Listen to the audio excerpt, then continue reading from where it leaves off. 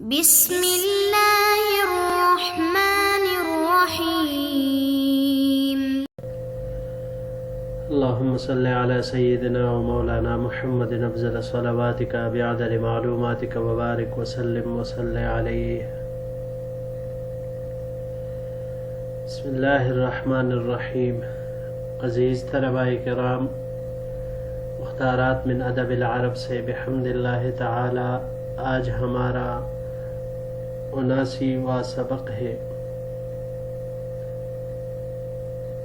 اور جو مضمون آج ہم شروع کرنے جا رہے ہیں اس کا عنوان ہے علو الہمت، اونچی ہمت یا اونچی سوچ.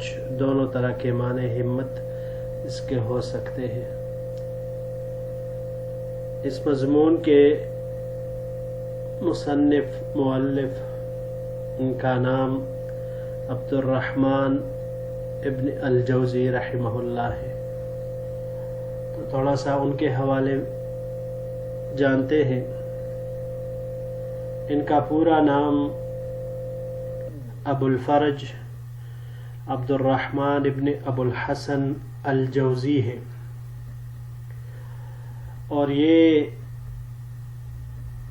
ان کی پیدائش بنا بر قولین، یعنی ایک قول 508 ہجری اور دوسرا قول 510 ہجری ہے. یہ ابن جوزی کے نام سے مشہور ہوئے ہیں اور اسی نام سے ہی شہرت پائی ہے. انہوں نے اپنے زمانے میں علم حدیث، تاریخ اور خطابت کے فن میں ایک نام کمایا تھا، اور اپنے دور کے امام مانے جاتے تھے ان علوم میں. ان کے وفات کے متعلق علماء نے لکھا ہے کہ رمضان المبارک کے مہینے میں 597 ہجری کو جمعہ کی شب بغداد میں ان کا انتقال ہوا ہے.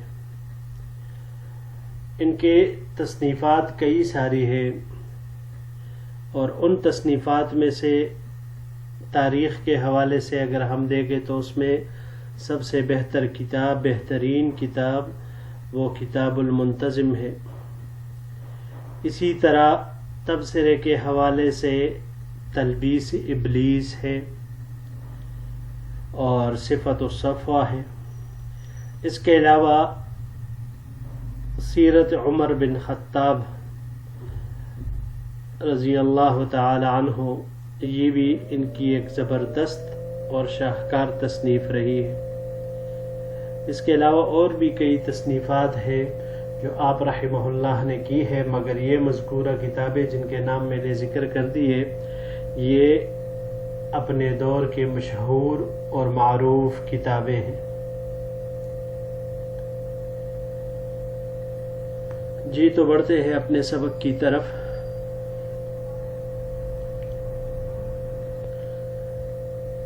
اچھا جی، سبق شروع کرنے سے پہلے ایک درخواست آپ حضرات کے سامنے معذرت کے طور پر کہ کچھ دنوں سے طبیعت انتہائی ناساز ہونے کی وجہ سے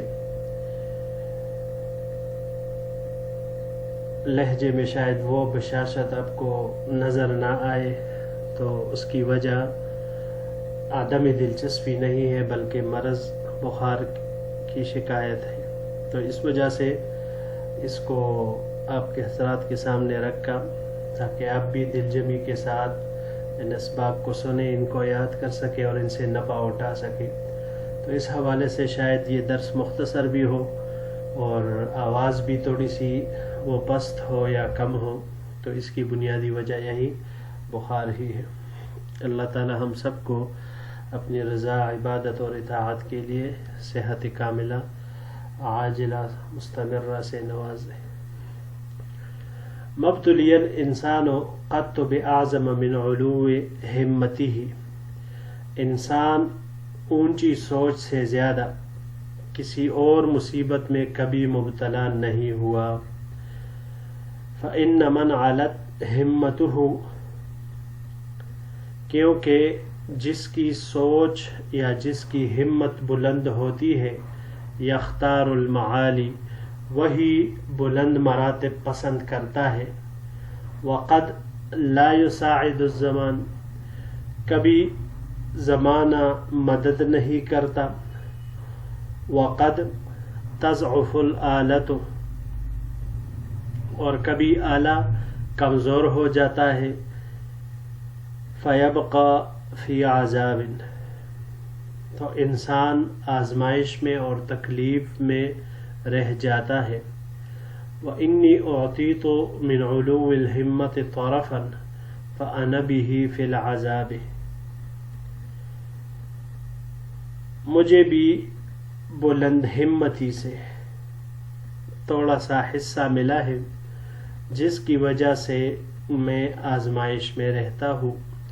ولا اقول لیتہ لم یکن، اور میں یہ نہیں کہتا کہ کاش یہ نہ ہوتا. فإنہ انما یحلو العیش بقدر عدم العقل، کیونکہ بلا شبہ عقل کے کم ہونے کے بقدر زندگی مزیدار ہوتی ہے، زندگی لذیذ ہوتی ہے. والعاقل لا یختار زیادت اللذت بنقصان العقل، اور عقل مند آدمی عقل کی کمی کے بدلے لذت کی زیادتی اختیار نہیں کرتا. وَلَقَدْ رَأَيْتُ أَقْوَامًا يَصُفُّونَ عُلُوَّ ہممہم، میں نے بہت ساری اقوام کو دیکھا کہ وہ اپنی بلند ہمتی کی تعریفیں کرتے ہیں. فَتَأَمَّلْتُهَا، لیکن جب میں نے اس میں غور کیا، فَإِذًا بِهَا فِي فَنٍ وَاحِدٍ وَلَا يُبَالُونَ بِالنَّقْصِ فِي مَا هُوَ أَهَمُّ، تو وہ صرف ایک ہی فن میں ہے اور وہ اہم کام میں نقصان کی کوئی پرواہ نہیں کرتے.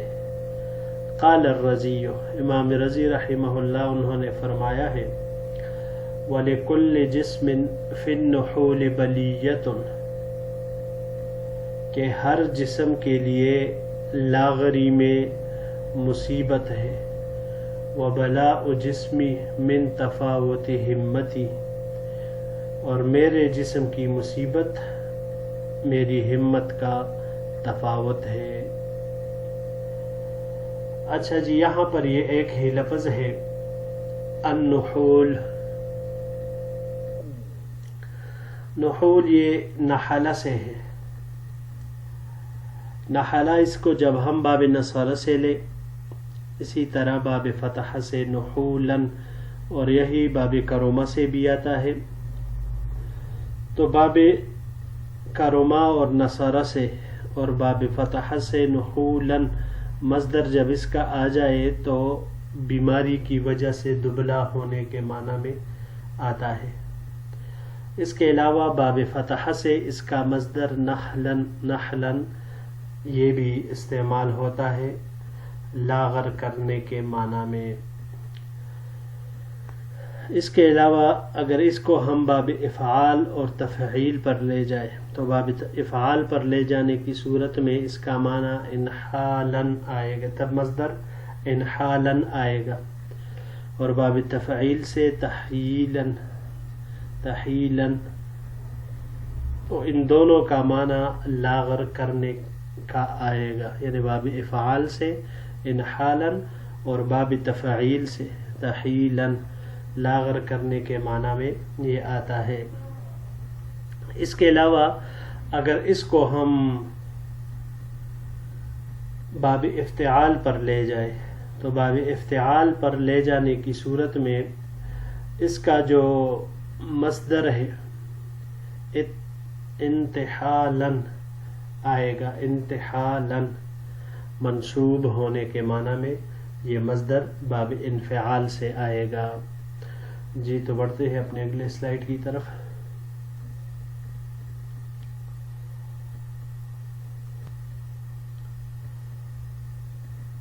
فنظرت فإذا غایت عمله الامارہ، پس جب میں نے غور کیا تو مجھ پر یہ بات ظاہر ہوئی یا مجھ پر یہ انکشاف ہوا کہ اس کی امید کا مقصد تو امارت ہے۔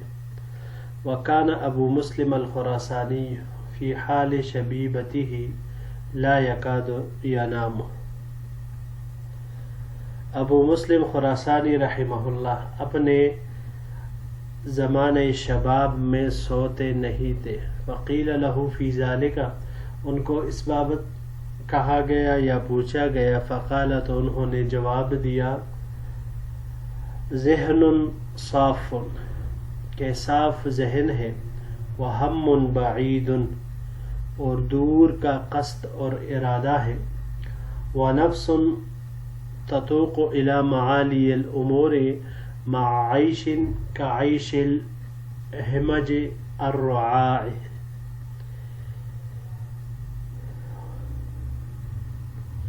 اور نفس احمقوں اور گٹھیا لوگوں کی زندگی کی طرح زندگی کے ساتھ بلند امور کی طرف مشتاق ہے۔ مع عیش کعیش الہمج الرعاع، کعیش الہمج الرعاع اس کا معنی یہی ہے، گٹھیا لوگوں کی زندگی کی طرح۔ اچھا جی، یہاں پر یہ چند الفاظ ہے، پہلا اس میں سے عملی ہی، اس کی جمع اعمال آتی ہے، اعمال اور مفرد عمل ہے، عمل یہ امید کو کہا جاتا ہے۔ اگلا لفظ ہے شبیبتی، شبابہ، یہ باب ضربہ سے یہاں پر استعمال ہوا ہے، شبابتن یا شبیبتن مصدر کے ساتھ، معنی اس کا جوان ہونے کا آئے گا، اور اگر اس کا مصدر شبیبن یا شبابن شبوبن آ جائے، اور یہی باب نصارہ سے بھی آتے ہیں، تو پھر اس کا معنی ہوگا اکٹھے اگلی ٹانگوں کو اٹھانا۔ باب تفعیل سے تشبیہن، تشبیبن مصدر اس کا آئے گا، عفواً، اور باب تفاعل سے تشببن، یہ جوانی اور کھیل کود کے زمانے کا ذکر کرنا، اس معنی میں یہ آتا ہے۔ اور اگر باب افعال پر اس کو ہم لے جائے، اشبابن، جوان ہونے کے معنی میں یا جوان اولاد کے ہونے کے معنی میں یہ آتا ہے۔ تتوق، توق، توق باب نصرہ سے توقن، طوقن، توقانن، شائق ہونے کے معنی میں یہ آتا ہے۔ باب تفاعل سے تطوقن، شائق ہونا، اس معنی میں یہ استعمال ہوتا ہے۔ الہمج، ہمج یہ بے وقوف قسم کے لوگوں کو کہا جاتا ہے، اس کی جمع اہماج آتی ہے۔ الرعاع، رعاع یہ کمینے، گٹھیا اور رذیل لوگوں کو کہا جاتا ہے، جو کہ بے عقل ہوتے ہیں، ان کو کہا جاتا ہے۔ جی تو عزیز طلباء کرام، یہی تک ہمارا آج کا سبق تھا۔ انشاءاللہ العزیز اگر زندگی رہی تو اگلے درس میں پھر آپ کی خدمت میں حاضر ہوں گے۔ السلام علیکم ورحمۃ اللہ وبرکاتہ۔